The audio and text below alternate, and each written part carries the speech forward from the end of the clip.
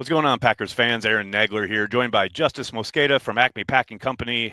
Justis, minicamp, day 2 in the books. We got one more day to go. Apparently, they won't be issuing day 3 as they have in the past. Usually this is paintball day coming up. But Matt LaFleur saying, no, they're going to be on the grass. I guess I'm not surprised, but maybe I'm a little surprised. I did think, he would probably stay true to form and have this next day be a team bonding day. But sounds like they're going to practice. Yeah, I mean, just from what we're used to, it's surprising, but teams take all 3 days of the mini camp. I think they've talked about how they've had to push things, and they lost in the Yeah, first they're days of truncated a OTAs little because of the bit. draft. So Right. maybe that has something to do with it. I mean, it's not that big of a deal. I tend to agree, but this is what's so funny to me because, LaFleur's talking about that in one instance, and then legit almost, I want to say less than a minute later, he's talking about how little information you can get out of these practices because there are no pads and they can't go full speed and there's no contact. Right. I do understand the idea of needing to get guys used to practicing in the NFL, especially the young guys, rookies in particular. But it does feel like a little bit of overkill when he even admits you can't even run plays. You can't even practice anything in regards to, okay, yes, you can work on technique if you're a lineman, what have you, but you sure as shit can't tackle. You sure as hell can't be even working to the second level and getting there at full speed as a lineman, not allowed to hit anybody. So it's almost a 7-on-7 environment throughout. Yeah. So I understand there's value in that. I'm not completely dismissing it, but it is just funny that everyone works with the assumption that all these days are so important, especially the coaches. But I think in the back of their heads, they know how limiting this is and how much it's, yes, good for the young guys. But, man, the vets have got to be thinking, what are we doing here? Yeah, I mean, if this were high school football, we would still call this conditioning, right? Right. We would still call this conditioning. I mean, it's conditioning with a ball. There's a reason why they're doing 2-minute drill stuff at the end of practice instead of goal line stuff, right? You're not going to get quality reps at that. I mean, it's basically conditioning and then taking the playbook to the field. And yeah, I mean, that's what we're getting. And there's value there, right? As far as whatever you're learning or working on in the classroom setting, in a meeting room, and trying to take what that is, not just what your assignment is, which I think is the obvious direct line there, but it's also adjustments to, okay, if you see XYZ, you are supposed to do this, and putting that on its feet has value. I get it. And I very much agree. One thing I did want to make sure we talked about is Donovan Jennings getting reps with the ones. Now, I know this is because Aaron Banks is not participating, but man, this is a guy they really liked last year as an undrafted free agent. Ponied up pretty considerably to make sure that they got him.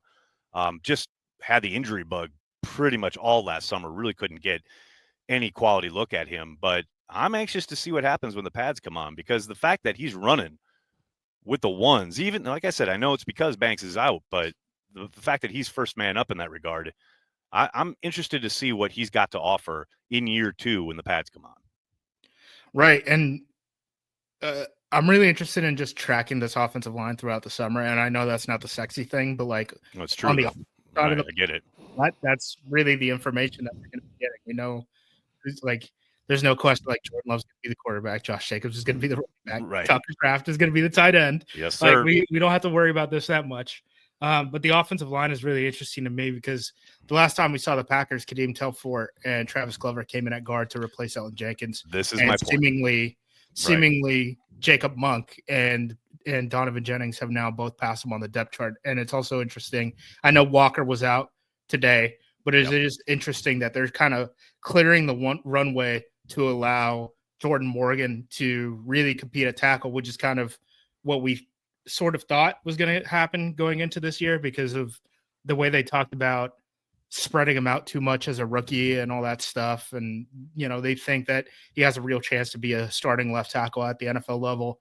But, their actions support that. So, hey, that's a box that has been checked, because it would be so easy to have Jordan Morgan move into guard or Anthony Belton move into guard at this point, and they seem to be wanting to stick those guys at tackle for the most part. I understand they're getting some guard reps, but not an entire practice worth like Donovan Well, Jennings has the past 2 days. yeah, and to your point, they put Belton at right tackle with the twos today. Like the idea, obviously, you need the depth at tackle. You need to make sure that this guy can hold up in those situations and knows what's asked of him in at that position if something were to happen to Zach Tom, etc. Although who knows, maybe they kick Elton Jenkins out there eventually if something were to happen. But yeah, I agree with you, man. As far as like what I'm most interested in when we get to Radnitschke Field in the summer and the pads come on, offensive line is number one. Because look, man, everybody talks about, and we'll get to it, the secondary and everything that they have going on at wide receiver. To me, that's all well and good and interesting and fun, and you definitely are. I get why people are drawn to it, but man, the biggest question marks for me are up front on both sides of the ball. Like, it's not okay. Yes, this is going to be your offensive line, right? And how do they operate and how do they work together? But also on the other side of the ball, man, we can talk about losing Jair Alexander. They can talk about who's going to play at safety, and we will in a second. But man, none of that to me means much if we see what we saw last year from the front four on a consistent basis. And right now, it looks like they're rolling out pretty consistently the same front four that they did last year. Yeah, I think the injury news is really illuminating from what the guys dealt with last year, where Lucas Van Ness admits that he was playing with a broken thumb or whatever, and Kenny Clark was like, I was never 100% with that toe injury, and I had surgery in the offseason, all that. I think that puts into context a lot of things. You hope it does, right? You absolutely hope it does. Yeah, that they've said or things that they haven't done, honestly. Right. In the off season. I also think it's interesting. Lucas Van Ness is running with the ones right now over Kingsley Enagbare, which I thought that was going to happen after the Preston Smith trade, and that just never happened last year. Never materialized. Kingsley right. got the starts, so Kingsley was ahead of him for 2 years in terms of getting that starting nod, and now Lucas Van Ness is getting those reps. I also do think, to your point, I mean this is actually a new thing because this isn't the same issue that they had in 2024. Because they had TJ Slayton, but I do wonder what like the backup, like if Kenny goes down at nose tackle, I do wonder who's going to come up. I know they brought up Kobe Wooden, he's listed at like 273 or something like that on the roster. He's not playing at that weight. He's not playing at the weight that he came into the NFL Combine at pretty clearly. But 273 to NFL nose tackle is a pretty big jump. So I still have question marks about the depth of my position. Yeah, no doubt about it. So with that said, the issue, of course, is sitting here in June. There's not a whole lot to glean from these practices when you're talking about the lines, right? Because of all the issues we just mentioned as far as the limitations in practice. So I do want to kick it back to the news of the week, and we finally got some resolution. Some resolution there, Justis. We got Jair Alexander released on Monday, and then look, I love a good troll as much as the next person, but the Packers rolling out Bo Melton with the cornerback group legit the day after they released Jair Alexander is some high level trolling. And I 100% take them at their word that, this is something we've been talking about. But you weren't talking about it back in OTAs? Just started talking about it now? Just to put it into action now, I guess, is what I'm saying, what I'm seeing here. I just, look, I said it on Daily yesterday. I love the idea. There's no doubt that he is an athlete. There's no doubt that, yes, he has flashed at times on special teams, but it's never a good sign, man, when they have a vet switching positions. And I know it's not a clear, clean position switch, but man, it doesn't, my spidey sense is it doesn't bode well for Bo Melton. Well, yeah, I mean, the draft didn't bode well for him, right? I mean, picking two wide receivers in the top 100, adding Mecole Hardman, who has a very similar profile to, what Bo Melton brings offensively, right? It's a non-starter who's going to contribute in the return game. And, he's a little smaller, but he's going to be speedy. And I don't know if you can play that with a Jaden Reed, who's already kind of like your designated small, plus you're adding in Matthew Golden too, who's not the biggest guy in the world. Exactly. He's not teeny tiny, like he's not Randall Cobb or anything like that, but he's not, one of these. He's a bit lesser than he's a bit below their regular thresholds, right? Their regular profile at wide receiver that they traditionally like, especially on the perimeter. He's definitely not that. Yeah, for sure. So, I'm happy they're just kind of being proactive, and I'm sure that that's the way the conversation happened, where it was like, hey, look, I'm going to be honest. Like, let's look We at see this the depth number chart. game here. And Right. what it's like, 2 guys got to get hurt for you to make this team, and then Christian Watson's going to come back at some point, hopefully, knock Right. on wood, right? Yeah. So then what did the numbers look like in that situation? Meanwhile, we're looking at the cornerback group, and there's 3 roster locks on this team, and then after that, it's like, man, anyone can get those last 2 spots, like Seriously. literally anyone on Yeah. this roster. So I don't know, give him that runway, give him an opportunity, right? You're doing this minicamp stuff, first time the whole team is there together. I guess outside of like Elton Jenkins being on the field. Right. But yeah, I mean, give him the shot, give him a chance. His brother's done it in the past. I know he hadn't played DB at Rutgers. I mean, at least on film. I have the data, and he's never played. I'm So so glad you said that, because I know Steve with the AP asked LaFleur if there was any history there, because he said, I don't remember seeing it anywhere when I was reading about him. And apparently LaFleur says that they at Rutgers switched him to wide receiver, but he did begin as a defensive back. well, I mean, it could be one But of those things. You show up, they think you're going to be a DB, Right. freshman camp, they move you over. Like, who knows what the extent of it Right. was? I haven't done the work on that. I just know from a snaps perspective, he never played on the defensive. He played special teams and he played wide receiver at Rutgers. So hopefully he can do it. I mean, he's a highly athletic guy. Yes. That shouldn't be the issue for him. I do worry about this team's depth outside corner at this point. I don't really worry about the starters. I know everyone's like, well, Jalen Ramsey's out there on the market. Let's go grab Jalen Ramsey. I can't handle the Jalen Ramsey. Who's the kid from the Charger? Was the Charger? Asante Samuel Jr. People are looking at that. Yeah. I know people look at, oh, Jair got off the cap. Where are we going to spend the cap money? And then the Packers are like, let's put an end to that right now. I know. I love this report that I just loved Goody saying, well, there's a couple transactions that are going to come out later that we've used this cap space. And everyone online for about 10 minutes was so Trey excited. Hendrickson. And then the TJ Watt stuff drops. And they're like, TJ Watt? So TJ excited. Watt and then legit, I think it was Schneidman who had it first, was like, it's 2 separate instances of them changing Jair's contract to facilitate the release. That's legit what they were talking about, to take on the entire cap hit. I spent a lot of time yesterday trying to figure out what the heck was going to come out before it actually got released. And so they had to agree to a 1-year deal with Jair. So they got a deal done with Jair. They got the name on the contract. Yes, they did. They got a new 1-year contract done with Jair. But all it did was facilitate the ability to. They basically did an anti-June 1st. They did an anti. Well, yeah, they took the other years release. And they made.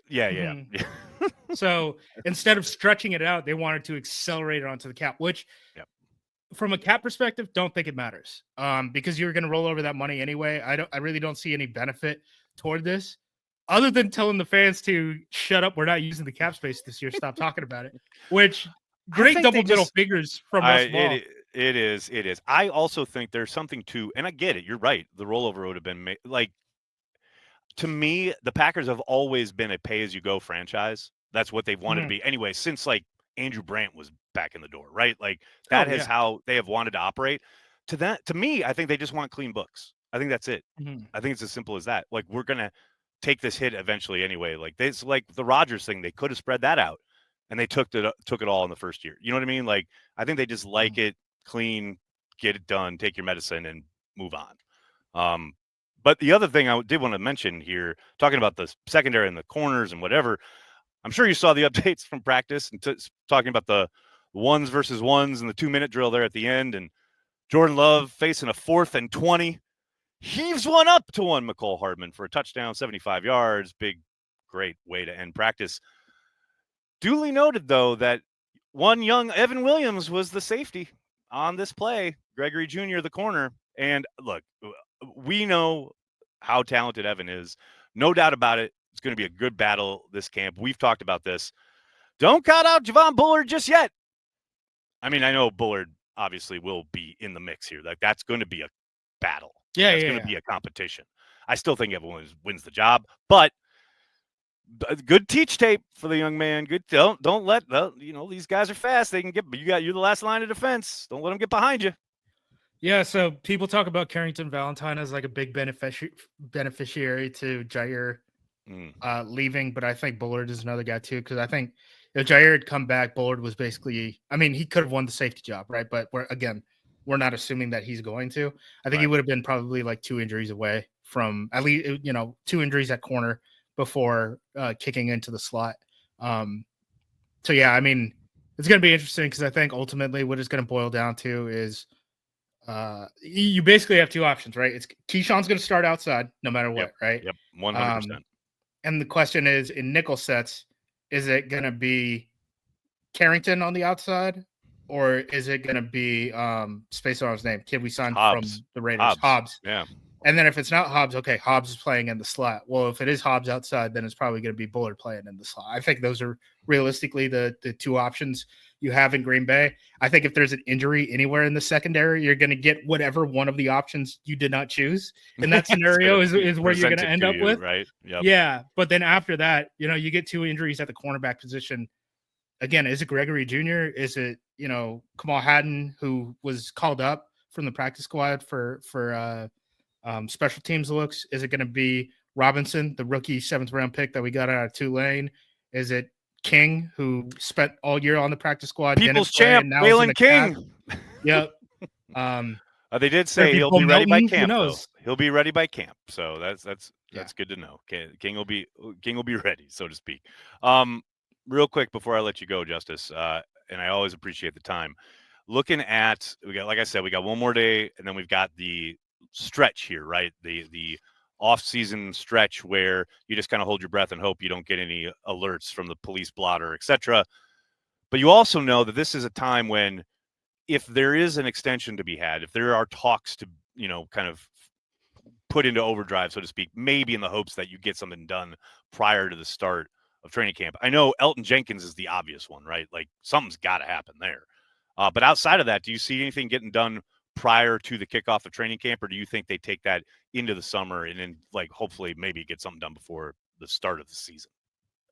I don't know. Like the other extensions, right? Like you couldn't get Quay done on a deadline. Devontae White didn't get done on a deadline, and now his number is codified, right? Yep. So it's good. Yep. It's got to be. If you're willing to pay him fully 1 guaranteed. Year on the fifth year option, then you better be willing to pay that on a long-term extension. I think Zach Tom's the only one that really makes sense. I also don't think the Elton Jenkins deal is going to get done, man. I really don't, because I know you don't. That has been your battle cry, so to speak. No doubt about it. I mean, it does help them that they got all this cap space. Yes. I think they get some kind of adjustment done. I don't know what it looks like, but I think they get something done. The problem is if you give him another signing bonus, his cap hit's only going to go up in 2026. Which is a problem year for them, no doubt. Right. And then, okay, you can give him a multi-year extension, but at his – and people keep talking about this like center versus guard thing. There's like one guard who's making like a lot more money than centers. Everything else, it's pretty even. Like the number 2 guard, right? The number 2 center basically making the same amount of money. If you give him an extension, it's probably going to be at less than the Aaron Banks number because of the difference in their age. Yeah, has to be. And if the root issue in this is Elton Jenkins is like being mad about I'm Aaron better Banks. than Aaron Banks. Right. Aaron Banks got 18 per. I should be getting 18 per. That does not resolve the issue.